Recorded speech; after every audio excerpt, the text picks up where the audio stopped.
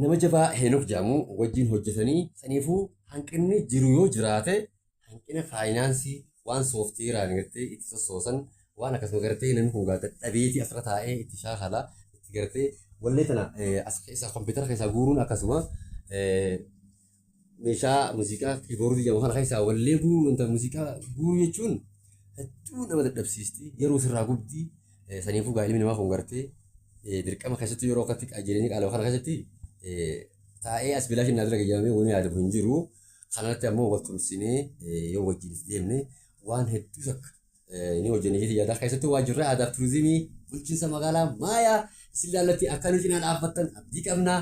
Nuti kunoo as geenye nuti asirra jirra hamilee tana qabna isinis hamilee nu qabaata isin barbaada hedduu takka galatamaa isin barbaada addatti immoo bulchiinsi magaalaa Maayaa guutummaatti nu jaaroo keessaniif akka dhiiraatti nuti amantanii abdii nu kennitanii nu dorgomsiistanii asiin nu goofaysaniif isin galateeffannaa obboleessa keenya kanaa bakka guddaa nama Oromiyaa godhisaasi saniifuu isattis addatti deeggarsi biraaleen akka godhamuuf meeshaa dabalataa kan inni barbaadu guututti bulchiinsi magaalaa Maayaa akka godhuuf abdiin qaba inshaallah saniifuu hawaasa qabnaa isin qabnaa saniif biituun isiniif waraabne amaanaa sana akka garmaan geenyu hunda keenyaa nurraas isinirraas dirqamaa jiran fakkaati. Saniifuu inshaallah waan gaarii ni hojjennu. Jeetii yaadaa akka wallisaa tokkootti inshaallah gaafuma wallisaatti dubbata. Akkasiiti saniifin isin waraabee viidiyoo sanaa nagaannaa jiraadha inshaallah wal deebina. Wallee babbareedduu qabannee wallee gartee magaalaa keenya ibsitu aadaa uummata Oromoo ibsitu aadaa hawaasa sabbootaa fi Oromoota Itoophiyaa ibsitu aadaa baha biyyattii ibsitu akkasumas gartee qabannee guutuutti barreeffannee harkaa qabna wanni nurraa irra hin jiru deeggarsa keessan qofa jechuudha. Saniifuu yeroo dhiyootti waan babbareedduu agarsiisuu barbaada nagaannaa jiraadha nagaannaa tura.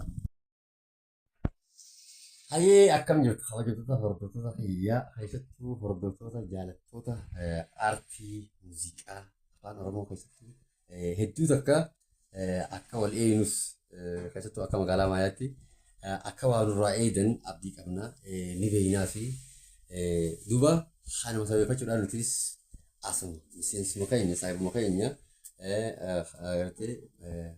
nama maatii jedhamu yookaan Roqaa Istuudiyoo jedhamee as magaalaa keenya magaalaa Maayaatti hundeeffamee jira jechuudha.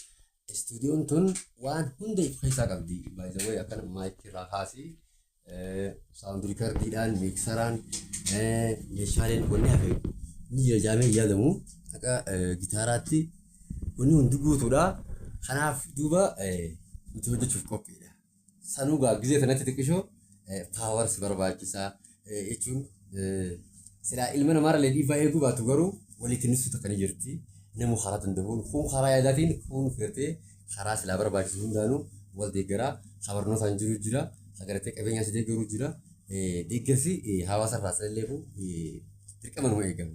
Saniifuu nutis deeggarsa isinirraa barbaannaa keessattuu bulchitoonni bulchiinsa magaalaa Maayaa akkasuma magaalaa Awwatee magaalaa Haramayaa kutaalee sadeen irrattuu hedduu takka isin laallatti as geenye jira nuti fakkeenyaaf ammaan tana tattaaffiin tun tattaaffii gartee obboleessa keenyaa ogummaa isaarratti gartee yaalii godhuudhaan godhateedha. Amma meeshaa istuudiyoo kana haga kana guututti waan wallee dalaguudhaaf keessattuu aadaa fi mul'isuu irratti waan dalaguu isa dandeessu guutuu qaba jechuun yaada. Anis akkaan argatti ogeessa muuziqaallee jabaa nama gartee gaafa Halloo Daawwee gaafa Ahmad Biroshee gaafa Adam Haaromfaa jalqabuma isaa irraa nama aartii keessa jiru nama jabaa